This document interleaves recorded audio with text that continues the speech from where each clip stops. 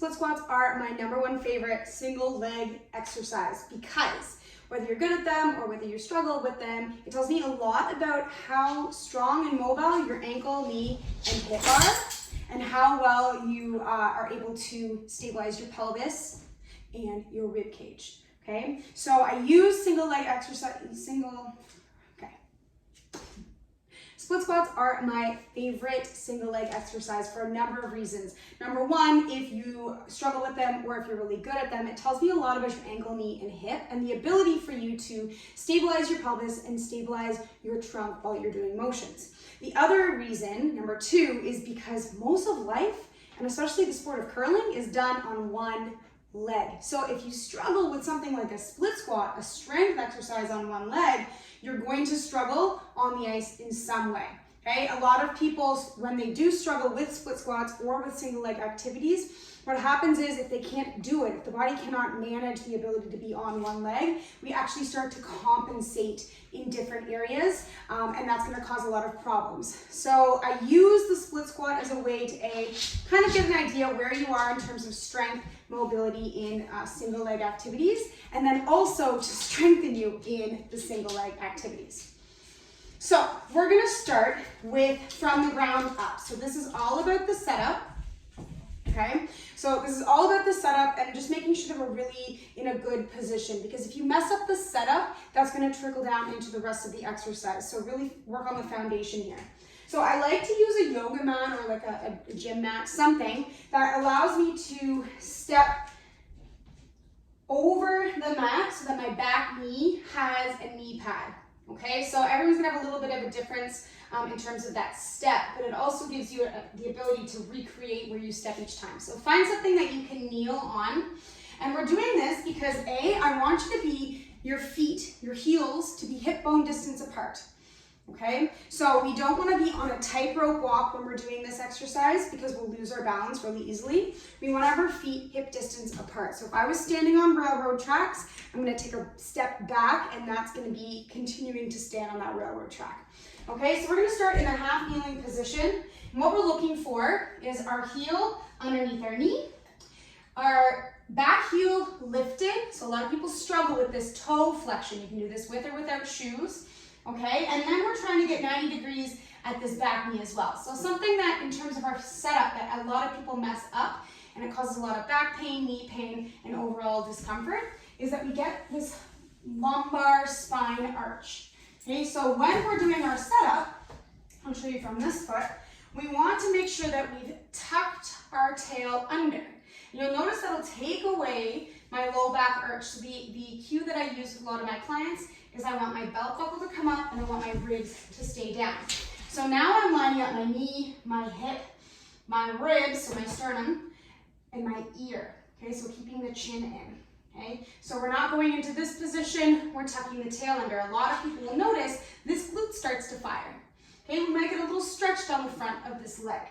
Now, we're not going to go down all the way to touch the ground each time, but know that if there's a pillow there, that'll protect your knee. Okay, so I'm going to show you from the front first because I like it when people do this with a support. So if you're like, oh, I'm not very good on one leg, we can add a couple of pillows under this knee so it doesn't go down all the way, and we can use a support to help me raise myself up and down. Okay, so know that you can use a support and put a pillow underneath your knee to make sure that you're not, causing any undue damage. Now, when we're doing the split squat, it is not a lunge. Okay, lunges I think have more motion. We're either stepping forward, okay, or we're stepping back, or we're walking forwards, or we're walking back. Okay, a split squat, both feet stay in the same spot.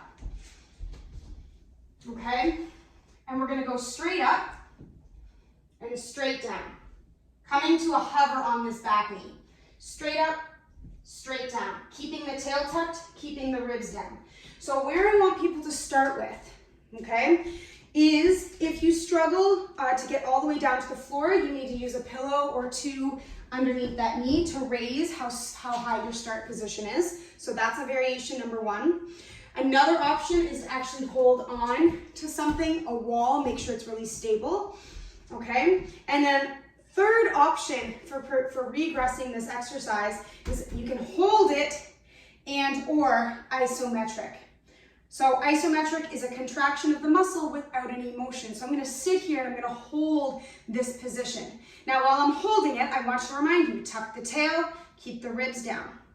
Okay? This knee, I want it to track over your toes. So everybody's going to have a little bit of a different variation in where that knee tracks. Some people, that knee is going to track over the big toe.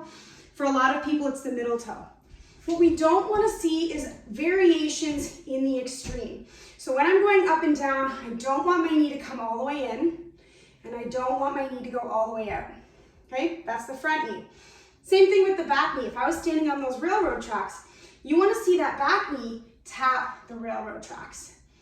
Okay, we don't want to see it coming in, and we don't want to see it going out. Okay? So split squats have a lot of moving pieces. If you can master the split squat and get stronger in the split squat, so an adaptation to it would be able to go from needing a support, needing to start raised, okay, being able to do it balanced, being able to do it right from the ground, okay, being able to go from 5 to 10 seconds iso holds straight up, straight down, to being able to go straight up, straight down. Okay, so lots of variations and things to think about in your split squat. 3 keys: feet hip distance. We've got the tail tucked so that the hip bones, the knee, the hip bones, and the ribs stay in line.